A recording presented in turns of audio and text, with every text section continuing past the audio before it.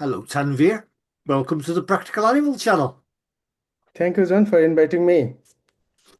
It's a great Tanvir, pleasure. what jobs are there with PHAYRE Langur, both in situ in the range country in Bangladesh and globally?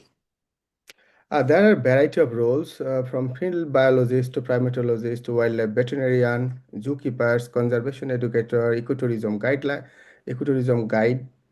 guiding, and reserve manager, I would say. There are many other jobs, for example, author, publishing, and also even documentary making. So in the ranch countries, these jobs are more likely to ecotourism, and to become the wildlife biologist toward doing their conservation. And in the outside world, I would say these are more close to zoos. So working as a wildlife veterinarian or as a zookeeper, these are really very lucrative jobs, I would say. And more interestingly, there are some other opportunities which are based on research institution, I would say. It includes like becoming a scientist, perhaps a primatologist, doing climate change related research, doing genetics. And at community level, this is really important in terms of conservation because most of these species that I'm working on or primates now are globally threatened. So working with community as a specialist is really helpful. And Tanvir, what do you do? I'm now a PhD student at the German Primate Center and the University of Göttingen in Germany.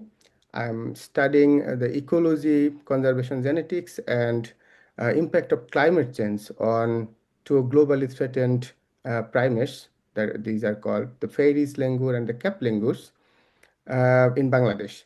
So remarkably, the Feris langur is one of the world's most threatened primate species, and this also applies for the cap langurs. And the Feris langur is mainly found in Bangladesh, northeastern India, and a little bit area of Myanmar. Yeah. Um, Tanvir, to become a primatologist, to be you, does a person need a PhD or is a first degree enough? So to become a primatologist, you need to know the primates and like other skill like a wildlife biologist. PhD is not that ultimate necessity in terms of conservation, but doing science is good when somebody has a PhD, and it also good for career. How did your career develop, please? I'm still building my career. I began with a bachelor and master's in zoology at Jagannath University. It is in Dhaka in Bangladesh. And then I was doing internship, working as a research assistantship. And also I had a job in Bangladesh before PhD as a wildlife biologist. So I had pretty good experience doing field work a lot. And also from 2017, I had my own project that I ran with the help of my colleagues and students on the Ferris Langur. So I had pretty good field experience, like for a decade now, I would say. And it helped a lot through collaborations. And this is one of the way how I am connected to my PhD supervisor. Um, so he's a very famous primatologist and taxonomist globally. His name is Professor Dr. Christian Roos. And these things combined with academic training, networking, hands-on field work, laboratory work, and also studying a lot. Tanvir, do you do it for the personal satisfaction, professional recognition, or the money? Mm. I would say both the personal satisfaction and professional recognition are contributing to wildlife conservation, particularly for these primates, as we are also primates. So these non-human primates are our closest biological relatives. So this gives me a purpose and passion in my life. Professional recognition is definitely valuable in terms of getting or securing money and for my livelihood as well. But the main motivation is to help the species and their ecosystem. What skills do field primatologists need? Field primatologists have to go to the field, so it requires physical fitness, love for the animals, and also patience is extremely important in working in a very challenging environment. An understanding of scientific methods for data collection, data analysis, and writing is important. Is because like after the study period, you cannot go back to the field often. So these things helped, but in most cases, teamwork and overall management skills are also necessary, I would say. Tanvir, a question actually that's just occurred to me. The fairies langur is very rare. Um, do you need different skills to work with uh, a primate species that is very common in the field compared to one that is very rare? Yes, I would say, because working with the very common species means these species are almost everywhere in their range countries. And for rare species, these are often in the forest which have high terrains and maybe in very cold regions or in the hills. So yeah, when somebody is working on the primates in the cities or in urban areas, that means he will have to adapt with this urbanization that we already are.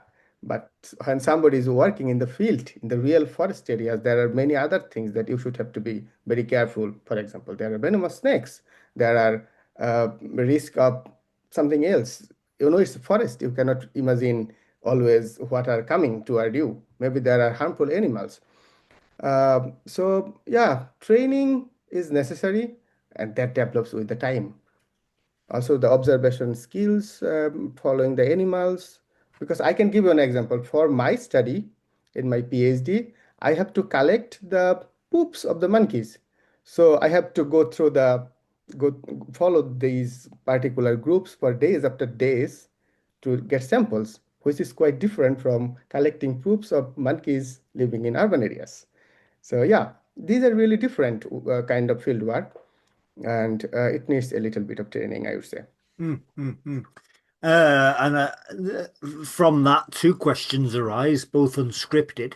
But the first one is, do we know, in terms of the PHAYRE S langur's physiology, do we know how long the digestive system takes? We know a little bit from other monkeys and also a little bit of Ferris langur. The main thing is important is that Ferris langur is not that well much studied. So there are only few studies on their ecology, a little bit on their population, mostly are guess, not very precisely studied. So we need to know a lot more about their physiology, and we actually don't know about the reproductive systems. So yeah, there are many things that we need to know. Is there any scope for PHAYRE S langurs being kept in biomedical facilities? Not really. Paris language is not used in fact, languages are not that much used in biomedical research. It's probably because of their very unique physiology. Uh, for example, they are more folivore. They eat a lot of leaves. And for my biomedical research, the animals that are used, they are very close to human rather than becoming a folivore. So yeah, monkeys are, the long-tailed macaque, which was very common once, and now the number of animals have degraded a lot. These are mostly used for biomedical research alongside some other species like rhesus macaque, but langurs, I would say no. Hmm. What should new volunteers or interns or students wear for an interview to your laboratory? I would say keep it simple and professional, like neat clothing, comfortable shoes, avoiding anything flashy. Yeah, the key is to look good and presentable and confident, not overly formal. We are field biologists, we are primatologists.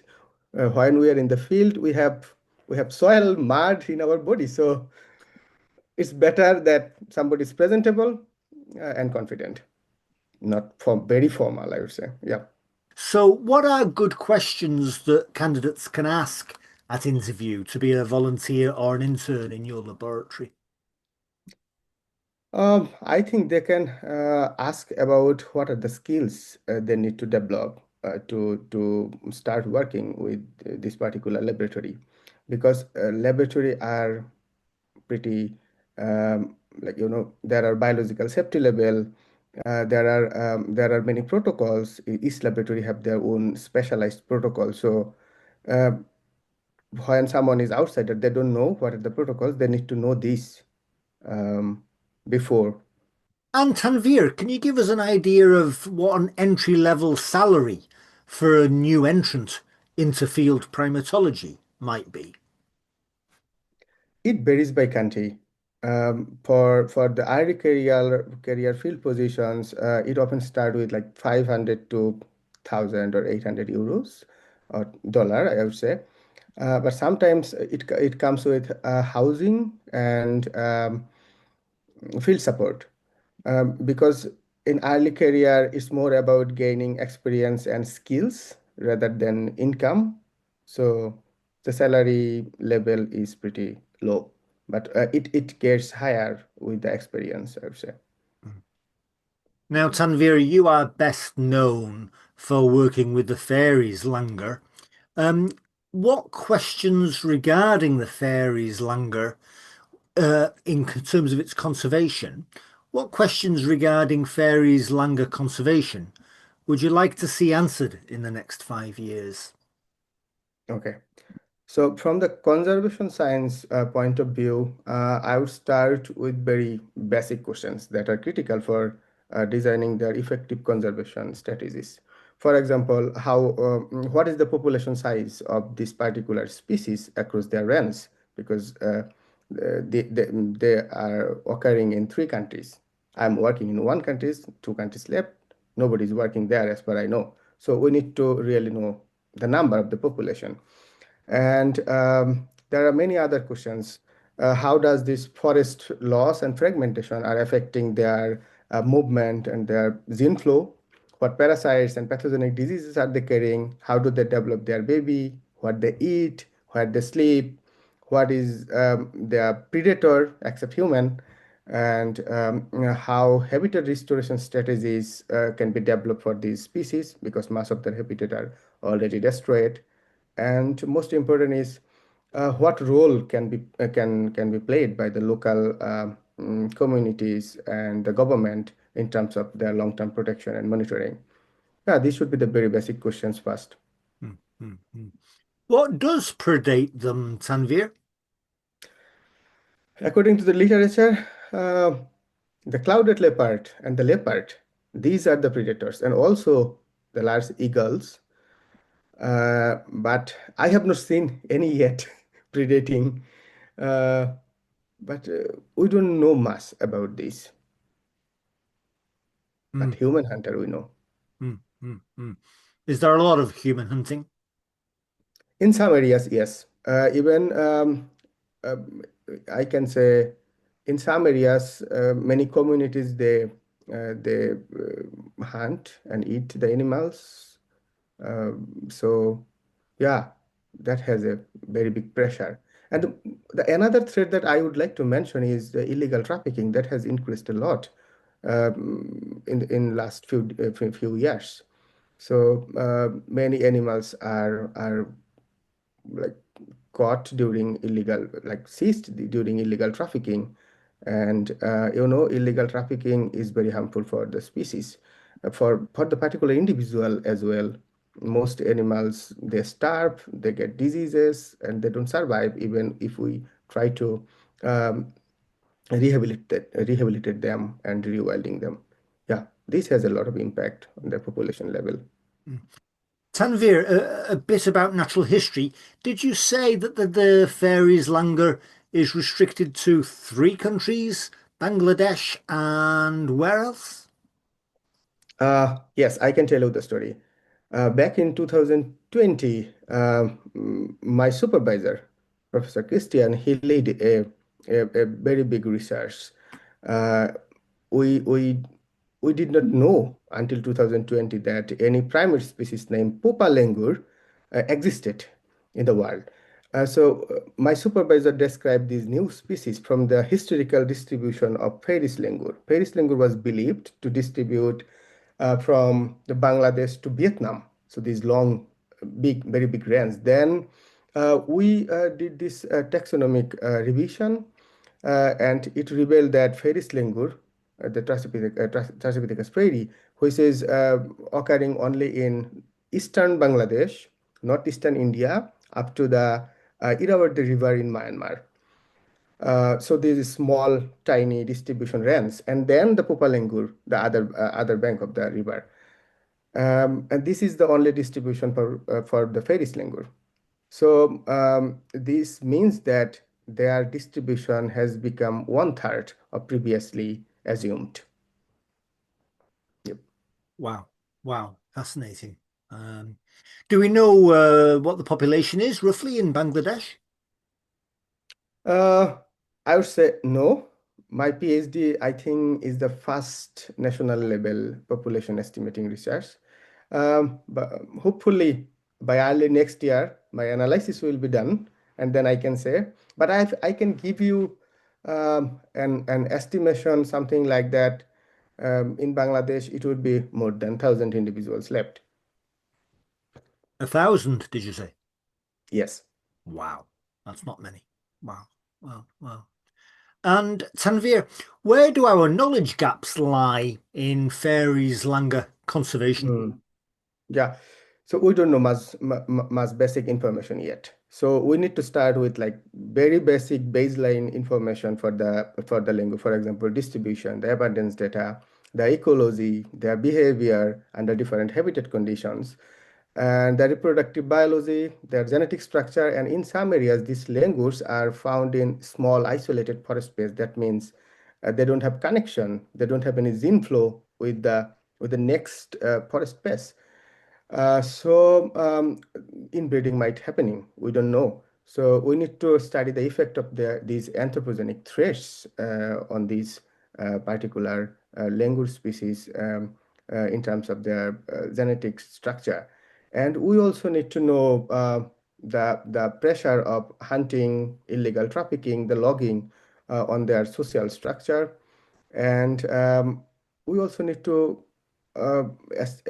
investigate a lot on how to develop effective conservation strategies and also for the monitoring strategies. Yes, yep.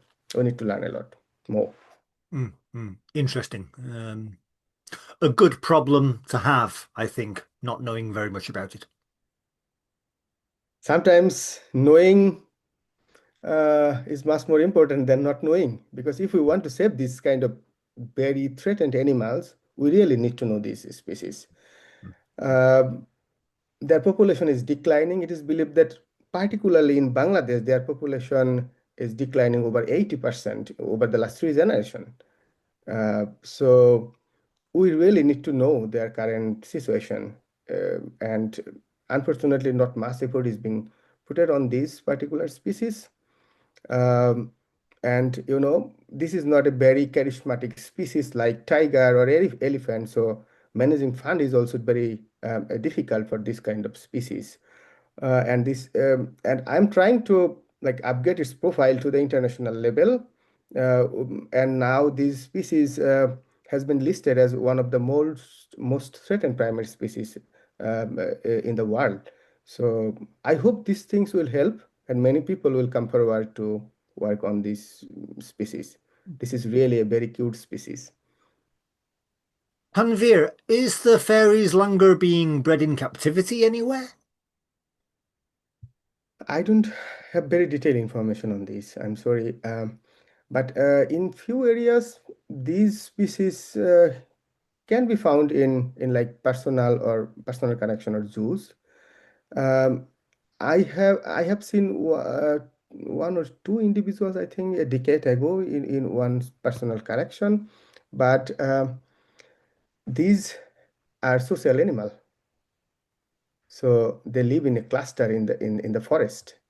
I think it will be a little bit difficult to breed, but there are many other langurs. So already are seen in the zoos and or personal collections. They are breeding.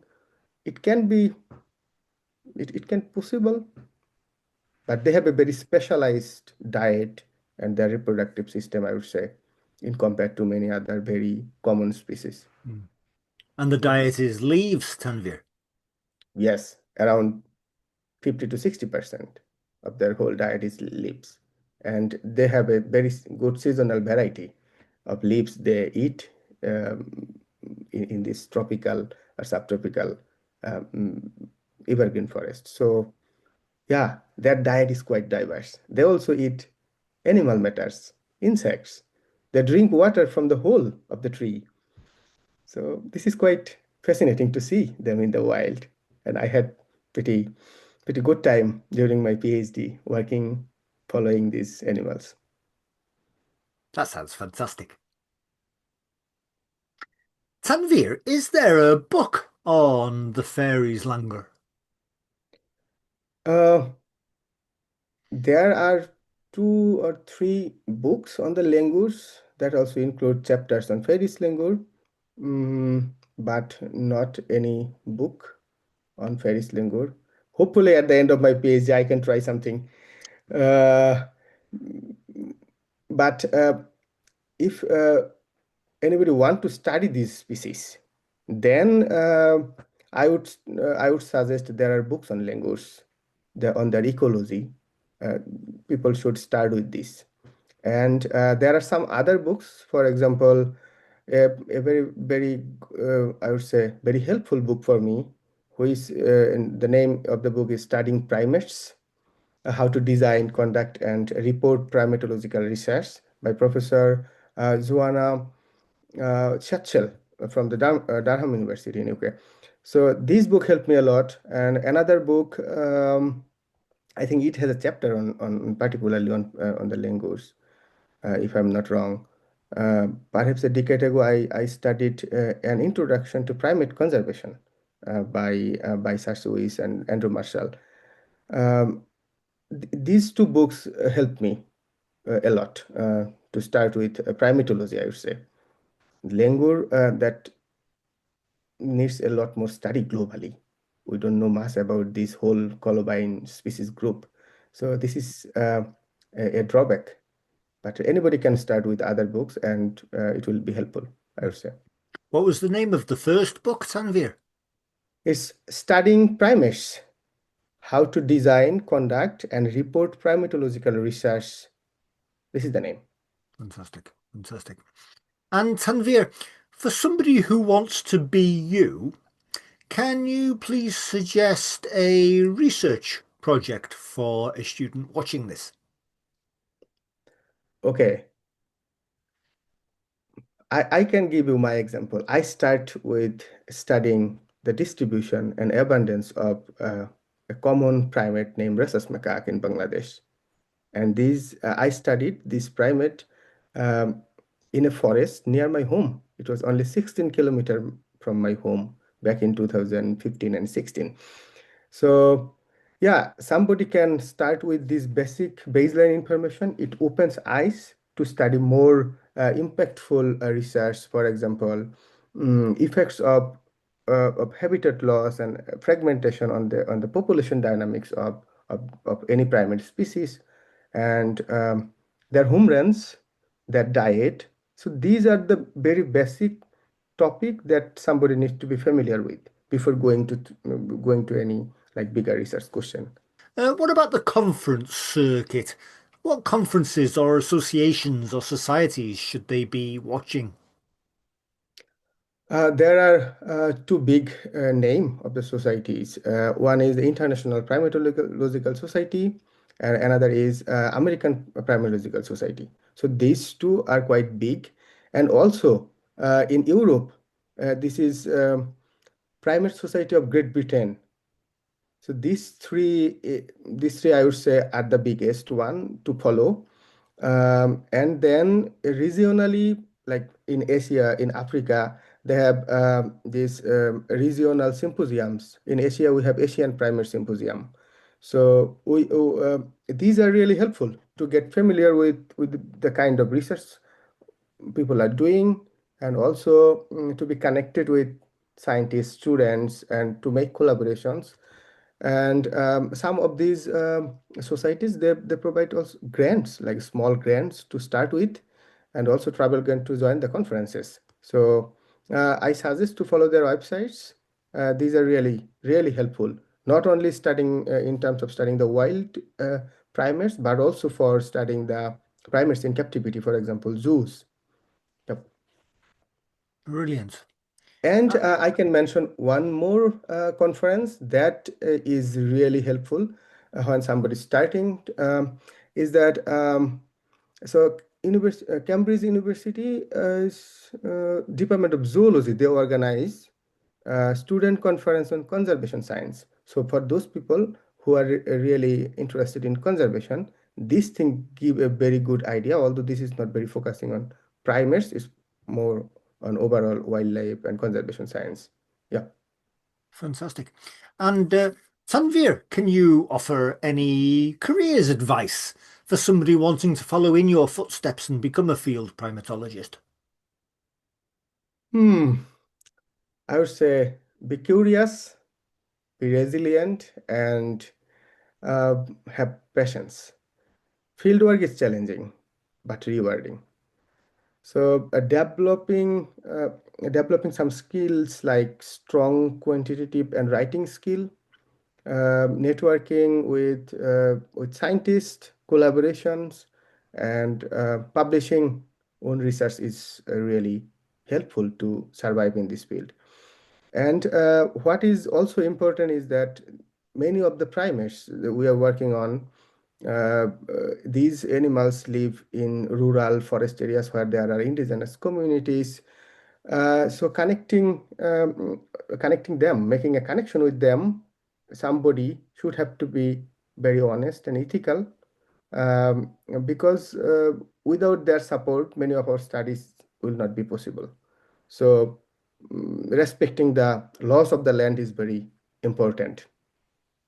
Yeah. Brilliant. And Tanvir, is there anything you'd like to add? Uh, I just want to thank you so much for interviewing me.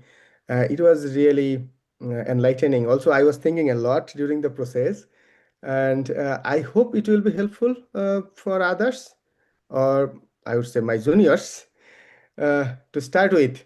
But primatology is a very big field, and I'm still developing. I'm trying to get enriched with the new methods and ideas and help the primates and their ecosystem. Um, let's see how far I can go, and best wishes for them who want to study primates. Tanvir, you are the principal investigator at the PHAYRE S LANGUR Conservation Initiative in Bangladesh and also a PhD student. Thank you so much for being on the Practical Animal channel. Tanvir Ahmed Shaikot. Thank you so much, John. And the Practical Animal website. I would like to thank you, our visitors. It was really pleasing. Thank you so much. Thank you.